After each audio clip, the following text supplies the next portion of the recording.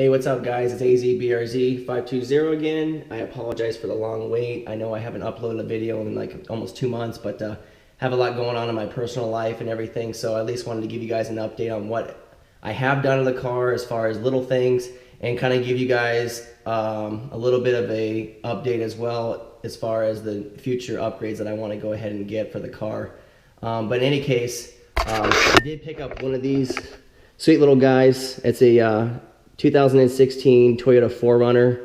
It's a TRD Pro. It's got the TRD rims. I know it's a car channel, it's all Subaru, but I'm a Toyota guy, so I at least have to show you guys what I've been doing. So a little bit of my time and money went into this for a little bit, and then so one big thing, I am currently changing the theme up, obviously, as you can tell. Haven't gotten it washed, so I apologize, it is dirty, but I'm trying to do a like red and black theme this next time around for the car show for AZ86-4 next year. But in any case, I went ahead and painted this vein red.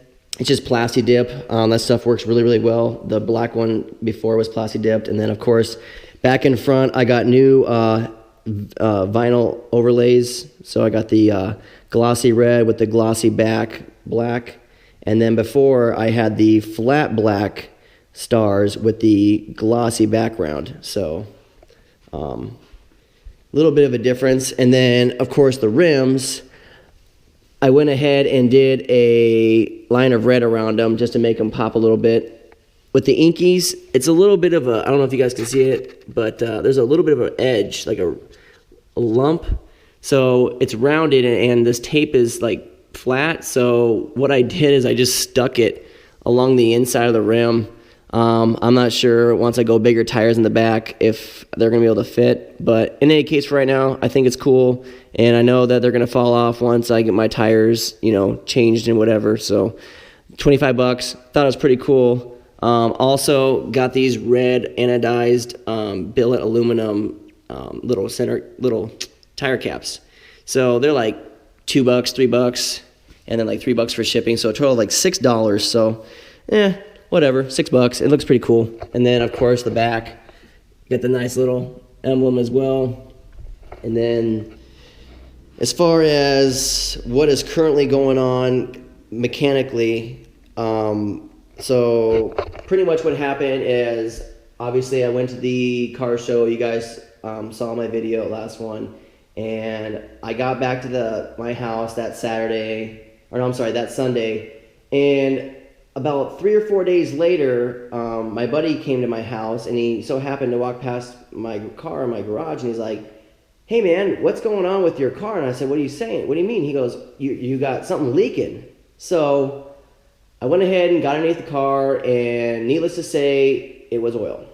So I was pretty pissed off because obviously my car's never leaked before in any liquid whatsoever since I've had it, and the dealership serviced my vehicle the day before I went to Phoenix because I was doing like an hour and a half drive, so I wanted to get a fresh oil change, make sure everything was top ready to go before I made my first big road trip. I've never driven that long of a distance before, so the dealership went ahead and called them up, was real upset. I mean, I'm a pretty nice guy, but I try to keep my cool. But in any case, I called them up and said, "Hey, it's leaking oil, it's leaking actually right out of the drain plug." So what tells me is, I think there's 2 crush washers on there was what it looks like, but I can't really see that well because I don't have a jack or, any like lift or anything. So from what I can see, it looks like there's 2 crush washers or maybe 2 seals. I don't know. I know there's supposed to be 1 crush washer and you're supposed to replace it every time from what I've heard and read. But in any case, leaking straight out of there. So I went to the dealership about a week or 2 later after I called them, set up an appointment. And the guy, I told him, I said, I want to go ahead and drive the car to the lift. So I went ahead and drove the car to the lift. I watched the guy put my car on the lift and put it up in the air. And so him and another guy are checking it out. I'm talking to this other guy, and I'm watching him look. And they had the car maybe 10 minutes in the air. And the guy comes over and he goes, "Yeah, the bolt was a little loose."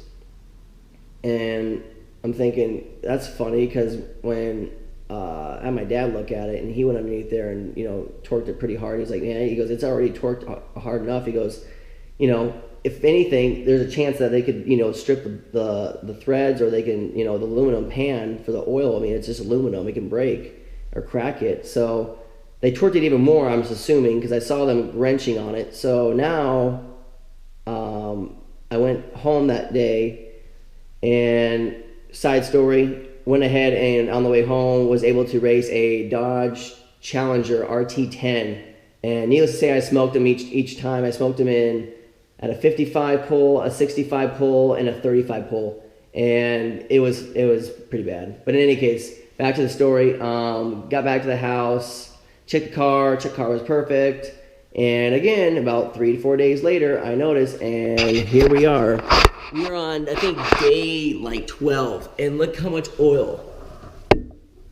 Now it is leaking much more than it did before. So yeah, this is about maybe a week and a half. I just haven't had a chance to call them, but I did call them yesterday, and pretty much was real upset this time, and talked to the service manager and pretty much told him, hey man, I'm pretty much losing faith in your company and your ability to be able to do a fucking oil change, to use that expression, but it's an oil. I mean, I can understand if it was something that on my behalf, by adding all the freaking shit that I did, if it caused something to malfunction or to not properly work just because I the much performance that it has, it overexerted the part. But this is an oil change and it's out of the plug. So the service manager called me back and was real apologetic and everything and said bring it down immediately. And I'm thinking, I don't know if I really should, because if I do bring it back and they so happen to fix it, then at least they'll be paying for whatever needs to be fixed, like if I need a new oil pan or anything. But I also will be known as that guy that goes to the dealership, yeah, don't touch that guy's car, yeah, that guy's an asshole, or that guy's anal, or, I mean, come on, I mean, you guys understand I have a really nice car, at least I think so, and it may not be a Ferrari or a fucking Chevy Stingray or a fucking, whatever, excuse my expression again, but in any case, it's my car. I dumped a lot of money into it, and a lot of time, and a lot of blood, sweat, and tears went into this car. And for you guys just to monkey around and think it's just an ordinary, BRZ, FRS, or just an ordinary car that goes on the lift, I mean, that's not what this car is. And so I haven't called the guy back. I haven't gone down to the dealership yet, and so I'm wondering if I should. But let me know what you guys think, if I should go back or what I should do. Like I said, I'm thinking about going back, but like I said, if they do end up fixing it, if there's something wrong with it, I don't want to have to pay out of pocket for another mechanic to do it if they're able to do it, obviously, because they screwed it up. Also, too, on the red, let me know what you guys think about the red and black theme. I definitely want to do like a red like decal across the side of the car, but as far as that is concerned, that's pretty much it. The insides all look the same. Everything's pretty much the same. So yeah. Sorry for the rant, guys. If you like this video, press like, share with your friends, get more subscribers. So thanks a lot, guys. You guys have a good one.